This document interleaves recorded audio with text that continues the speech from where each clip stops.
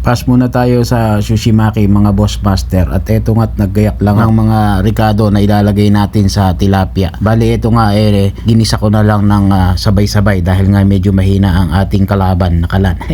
At naluto na rin yung aking rice dyan at inalis ko na at minikos-mikos ko lang nga itong mga sangkap ng bawang, sibuyas, kamatis at luya. Sabay-sabay na yan all together in one.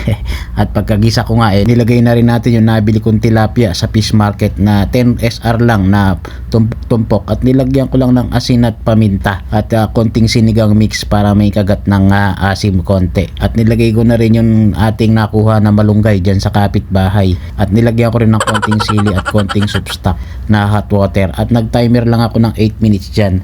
After 8 minutes nga pwede na yan. Tinikman ko, medyo natabang ng konti, kaya nagdagdag lang ako konting asin. At pagkatapos yan, syempre lalamon na tayo dahil dami na nga tayong gutom. At nasandok na nga rin tayo ng ating kanin na mainit na medyo nasunog pa nga ng konti At tapos yan ilagay na rin natin niluto natin na tilapia na pancham. Paborito natin yan pancham na luto.